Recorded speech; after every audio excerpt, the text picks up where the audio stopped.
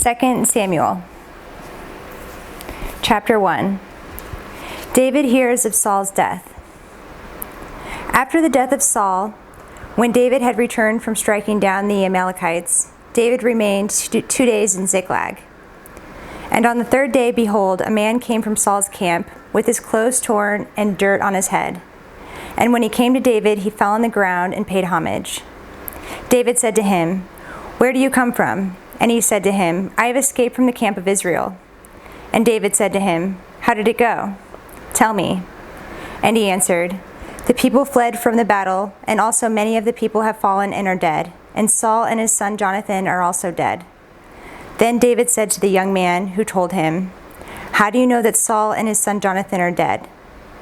And the young man who told him said, "By chance I happened to be on Mount Gilboa, and there was Saul leaning on his spear, and behold, the chariots and the horsemen were close upon him. And when he looked behind him, he saw me, and called to me, and I answered, 'Here I am.' And he said to me, 'Who are you?' I answered him, 'I am an Amalekite.' And he said to me, 'Stand beside me and kill me, for anguish has seized me, and yet my life still lingers.' So I stood beside him and killed him, because I was sure that he could not live after he had fallen. And I took the crown that was on his head and the armlet that was on his arm, and I have brought them here to my lord." Then David took hold of his clothes and tore them, and so did all the men who were with him. And they mourned and wept and fasted until evening for Saul, and for Jonathan his son, and for the people of the Lord, and for the house of Israel, because they had fallen by the sword. And David said to the young man who told him, "Where did you come from?" And he answered, "I am the son of a sojourner, an Amalekite." David said to him, "How is it you were not afraid to put out your hand to destroy the Lord's anointed?" Then David called one of the young men and said, "Go, execute him." And he struck him down so that he died. And David said to him, "Your blood be on your head, for your own mouth has testified against you, saying, 'I have killed the Lord's anointed.'" David's lament for Saul and Jonathan. And David lamented with his lamentation over Saul and Jonathan his son. And he said it should be taught to the people of Judah, "Behold, it is written in the book of Jasher," he said, "Your glory, O Israel, is slain on your high places. How the mighty have fallen. Tell it not in Gath, publish it and not in the streets of Ashkelon, lest the daughters of the Philistines rejoice, lest the daughters of the uncircumcised exult. You mountains of Gilboa, let there be no dew or rain upon you, nor fields of offerings, for there the shield of the mighty was defiled, the shield of Saul, not anointed with oil. From the blood of the slain, from the fat of the mighty, the bow of Jonathan turned not back, and the sword of Saul returned not empty. Saul and Jonathan, beloved and lovely, in life and in death they were not divided. They were swifter than eagles. They were stronger than lions.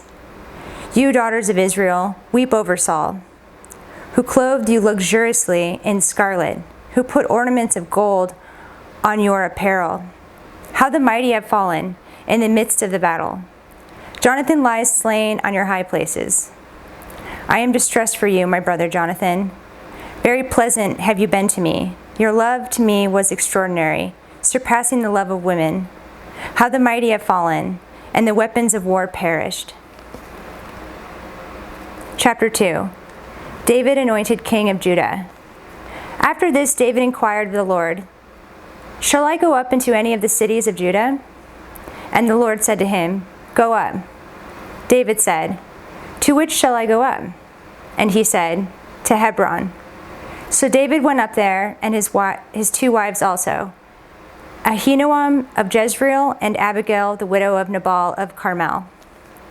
And David brought up his men who were with him, everyone with his household, and they lived in the towns of Hebron.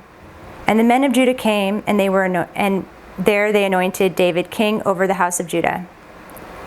When they told David, it was the men of Jabesh Gilead who buried Saul, David sent messengers to the men of Jabesh Gilead and said to them, "May you be blessed by the Lord, because you showed disloyalty to Saul, your lord, and buried him.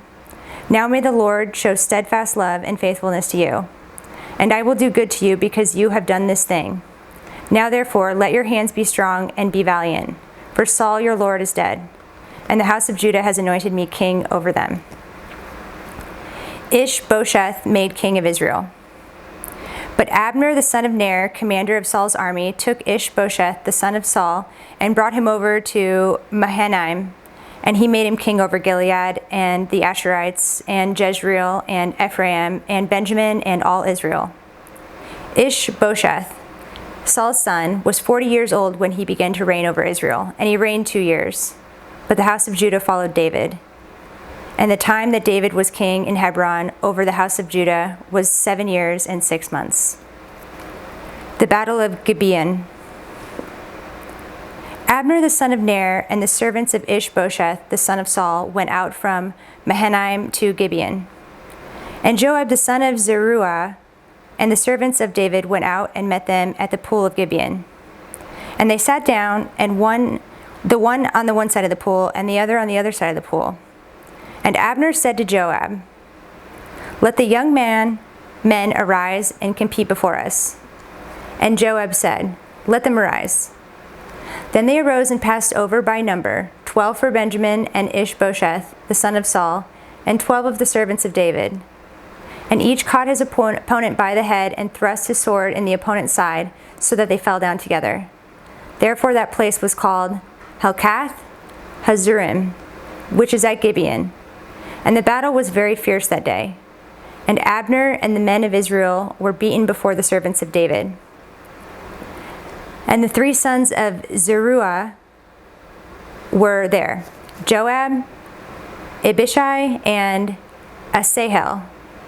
Now Asahel was as swift of foot as a wild gazelle.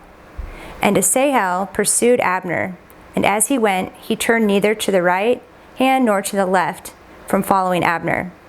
Then Abner looked behind him and said, "Is it you, Asahel?" And he answered, "It is I." Abner said to him, "Turn aside to your right hand or to your left, and seize one of the young men and take his spoil." But Asahel would not turn aside from following him. And Abner said again to Asahel, "Turn aside from following me. Why should I strike you to the ground? How then could I lift up my face to your brother Joab?" But he refused to turn aside. Therefore Abner struck him in the stomach with the butt of his spear, so that the spear came out at his back. And he fell there and died where he was. And all who came to the place where Asahel had fallen and died stood still. But Joab and Abishai pursued Abner. And as the sun was going down, they came to the hill of Ammah, which lies before Giah, on the way to the wilderness of Gibeon. And the people of Benjamin gathered themselves together behind Abner and became one group and took their stand on top of a hill. Then Abner called to Joab, "Shall your sword devour forever? Do you not know that the end will be bitter? How long will it be before you tell your people to turn from the pursuit of their brothers?" And Joab said, "As God lives, if you had not spoken, surely the men would not have given up their pursuit of their brothers until the morning." So Joab blew the trumpet, and all the men stopped and pursued Israel no more, nor did they fight any more. And Abner and his men went all that night through the Arabah.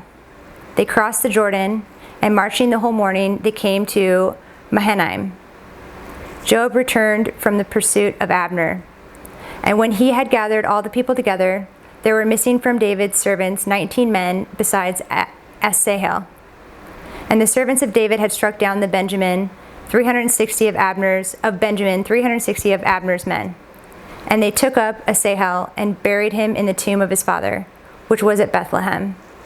And Joab and his men marched all night, and the day broke upon them at Hebron. Chapter 3. Abner joins David. There was a long war between the house of Saul and the house of David. And David grew stronger and stronger, while the house of Saul became weaker and weaker. And the sons were born to David at Hebron. His firstborn was Amnon of Ahinoam of Jezreel. And his second, Chileab of Abigail, the widow of Nabal of Carmel. And the third, Absalom, the son of Maacah, the daughter of Talmai, king of Geshur. And the fourth, Adonijah, the son of Haggith. And the fifth, Shephatai, the son of Abital. And the sixth, Ithream of Eglah, David's wife. These were born to David in Hebron. Well, there was war between the house of Saul and the house of David. Abner was making himself strong in the house of Saul. Now Saul had a concubine whose name was Rizpah, the daughter of Aiah. And Ish-bosheth said to Abner, "Why have you gone into my father's concubine?"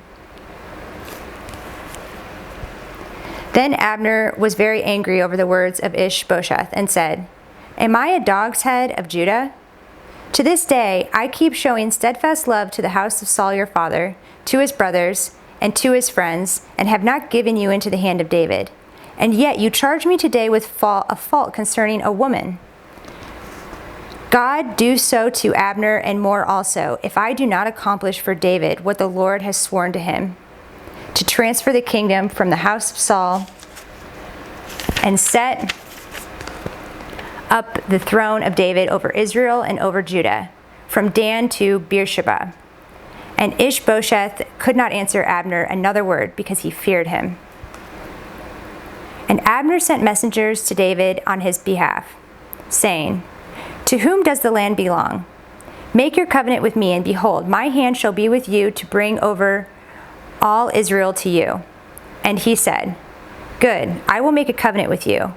But one thing I require of you, that is, you shall not see my face unless you first bring Michal, Saul's daughter, when you come to see my face." Then David sent messengers to Ish-bosheth, Saul's son, saying, "Give me my wife Michal, for whom I paid the bridal price of 100 foreskins of the Philistines." And Ish-bosheth sent and took her from her husband Paltiel, the son of Laish. But her husband went with her, weeping after her all the way to Bahurim. Then Abner said to him, "Go, return." And he returned.